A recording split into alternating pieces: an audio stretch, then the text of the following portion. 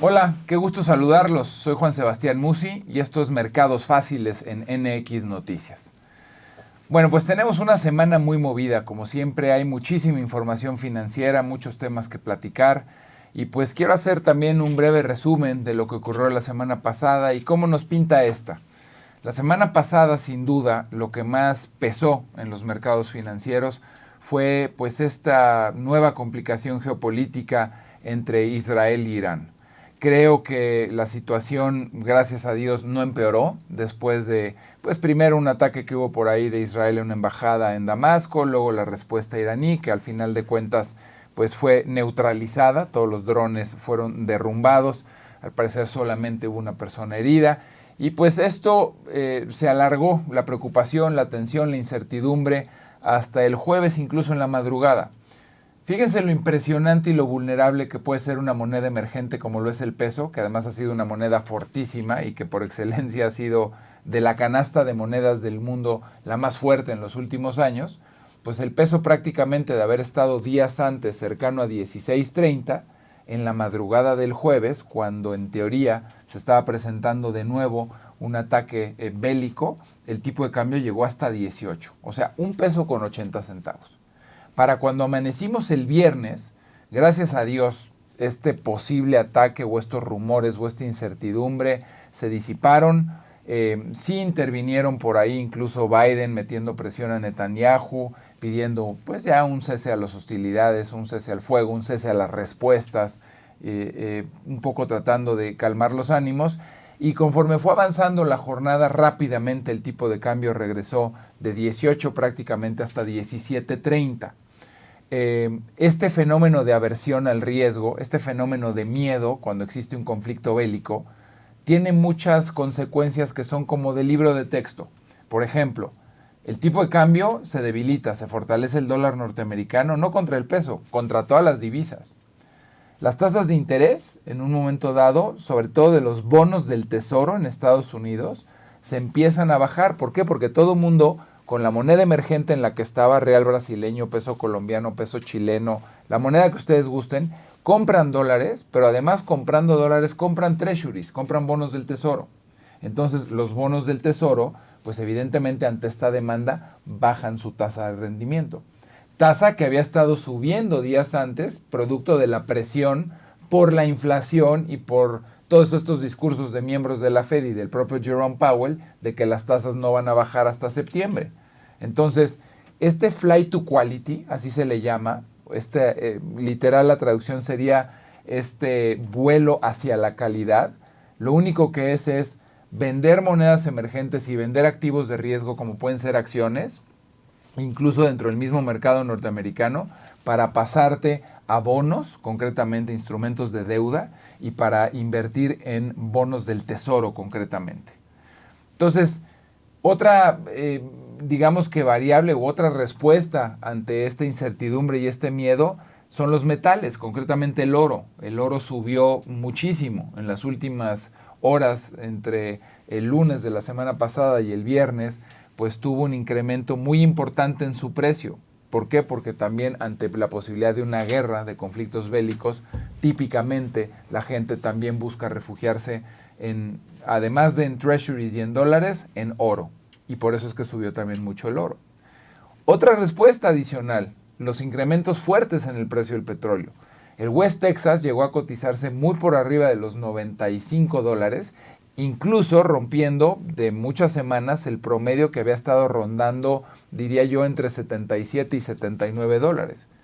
¿Por qué se subieron los precios del petróleo? Pues porque también es una zona que sabemos que tiene mucho tráfico, mucha producción, y ante la posible complicación y un conflicto bélico, pues los buques, la extracción y la comercialización del energético se podían complicar. Entonces, esto también impulsa los precios del petróleo para arriba. Como les digo, son prácticamente reacciones del libro de texto que se tiene en los mercados financieros ante un conflicto bélico. Gracias a Dios el fin de semana, y lo vuelvo a decir, gracias a Dios, las cosas se fueron tranquilizando, de manera que esta semana llevamos pues prácticamente 2 jornadas consecutivas con mucho más calma. Sigue estando la cosa tensa, no podemos descartar del todo que la cosa ahí ya terminó, pero sí creo, sin duda, que tenemos una situación radicalmente distinta a la que teníamos la semana pasada, en donde, insisto, las bajas en los mercados fueron fuertes, las pérdidas en el poder adquisitivo de las monedas emergentes fueron fuertes y la estampida y corrida hacia los bonos del tesoro también fueron muy fuertes. Precio del petróleo, precio del oro, etcétera. Todo esto se ha normalizado esta semana. Producto de esta calma, producto de esta paz transitoria, digamos. Entonces, yo sí creo que tenemos un mejor escenario y además estas 2 jornadas que llevamos y que han sido más tranquilas y positivas tienen de común denominador pues que los reportes corporativos de las empresas que se están presentando han sido mayoritariamente positivos. Por ejemplo, Netflix reportó muy bien, los bancos en su mayoría reportaron muy bien, General Electric reportó muy bien. En fin, creo que hay una serie de reportes, y además reportes que pesan mucho, que han sido positivos y que ayudan, ahorita que hay más calma, a impulsar y regresar el mercado por todas las jornadas que estuvo perdiendo y perdiendo fuerte. Esta semana, además, vienen reportes muy importantes. Amazon, Meta, esta empresa que es dueña de WhatsApp, de Facebook y de Instagram, Microsoft y también Tesla, una empresa que ha sido sumamente castigada por el mercado ante la fuerte competencia que le ha salido a Tesla, fundamentalmente por los vehículos chinos y que pues evidentemente le han robado participación de mercado. Y eso que lo que estoy diciendo es sin vender un solo coche chino en los Estados Unidos. El mercado global de coches eléctricos que dominaba Tesla, pues resulta que ahora con una combinación de marcas chinas ya hay más unidades chinas. Y no solo cuentan las unidades chinas, también las armadoras de siempre, de toda la vida, Volkswagen, Toyota, General Motors, etcétera, etcétera, pues están sacando también sus vehículos completamente eléctricos. Entonces veremos y comentaremos más adelante el reporte de Tesla. Evidentemente la acción ha sido muy castigada, probablemente después del reporte pueda seguir bajando, quizás ya no tanto, porque insisto, ha sido muy castigada. Y si el reporte es mejor a lo esperado, podría ya tener un piso e incluso tener un rebote porque, pues como les digo, sí ha bajado muchísimo. Los otros reportes que les comento, esos 3, Amazon, Meta y Microsoft, son importantísimos y pesan muchísimo. De no haber más tensiones geopolíticas, si estas 3 empresas reportan bien, seguramente la recuperación del mercado va a ser muy rápida. Algo que me ha gustado y que tengo que comentarlo es que el tipo de cambio en las últimas jornadas prácticamente ya se estabilizó por arriba de los 17 pesos. Es más, estamos más bien hablando de un promedio cercano a los 17.08, 17.10. ¿Por qué me gusta esto? Está muy lejos de estar en donde creo que debería de estar. A mí sí me gustaría definitivamente mucho más que estuviera pegado a 18 o por arriba de 18. Es una evaluación de la relación peso-dólar mucho más justa. Está en donde está por oferta y demanda, lo he comentado en ediciones pasadas. Si entra mucho dinero por remesas, si entra mucho dinero por el nearshoring o inversión extranjera directa, la cantidad de dólares que está entrando a la economía mexicana supera la cantidad de dólares que necesita la economía mexicana para comprar y afrontar compromisos en esa moneda. Es decir, hay un superávit en la cuenta de dólares. Entonces, no está, digamos que en un valor falso, nadie lo está manipulando ni manteniendo barato o caro, simplemente la balanza de dólares se inclina a que el tipo de cambio esté ahí de barato y tan bajo. Pero hay muchos sectores de la economía que están padeciendo mucho esta fortaleza del peso.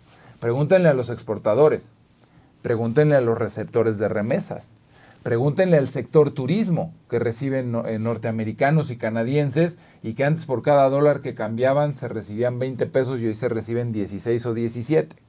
Es decir, hay muchos sectores de la economía que esta fortaleza del peso la están resintiendo y la están resintiendo de manera muy importante. Insisto, no deseo que se devalúe, simplemente que se deprecie y que tenga una evaluación más cercana a los 18 pesos por dólar e incluso por arriba. Yo creo que en la segunda mitad del año, y puede ocurrir, se puede ir más para arriba por 2 razones fundamentales. Banco de México va a seguir bajando las tasas de interés cuando la Reserva Federal se va a poner en una pausa más larga. Entonces la tasa en México va a ser un poquito más baja del 11% que está actualmente contra el 5.25% que está en Estados Unidos. Cuando la tasa en México baje, por ejemplo, al 10 o al 9 y en Estados Unidos siga al 4.75 o al 5, la diferencia se está haciendo más chiquita, por lo tanto, saldría dinero que compraría dólares e impulsaría el tipo de cambio para arriba. Y el factor Trump. Yo sí creo que si gana Donald Trump, evidentemente le va a pegar al peso. Lo conocemos, sabemos su discurso, le encanta pegarle a México y a China sobre todo, este proteccionismo de alguna forma de los Estados Unidos, que es más discurso que de facto, pero al final siempre le acaba pegando a la paridad cambiaria porque Trump amenaza con temas que pudieran reabrir el Tratado de Libre Comercio o con temas que podrían incluso contemplar una modificación a ciertos productos que están exentos hoy de impuestos y de la manga sacarse el que esos productos ya paguen impuestos. En fin, como ven, es una semana muy movida. Hay muchas decisiones también de política monetaria, no de los bancos grandotes ni muy importantes del mundo, pero bueno, sí, por ejemplo, Rusia, Japón, Turquía, y pues yo creo que en su mayoría, Hungría de hecho bajó tasas el día de hoy, van a estar bajando las tasas de interés. Es decir, ya a muchos les llegó el momento en el que efectivamente pueden empezar a bajar las tasas porque ya le están ganando esta batalla a la inflación. Termino mi comentario diciéndoles, si hubiera un conflicto geopolítico que nadie sabemos en dónde vaya a acabar esto, pues mucha de esta batalla y de este periodo tan largo de vivir con tasas altas podría ser en vano o en balde. ¿Por qué? Porque si sí hubiera un conflicto bélico, por ejemplo, y se va el tipo de cambio para arriba, se va el petróleo para arriba y muchas materias primas para arriba, pues de nuevo la inflación sería el enemigo a combatir, ¿no? Entonces, ciertamente complicaría toda esta labor que han hecho, yo creo que de manera muy acertada, la mayoría de los bancos centrales. Ya más adelante comentaré los reportes de estas empresas insignia, de estas empresas que pesan tanto en los índices, y bueno, pues iré comentando también lo más importante. Y como siempre, fue un placer estar con ustedes estos minutos. Gracias, soy Juan Sebastián Musi. Esto fue Mercados Fáciles en NX Noticias.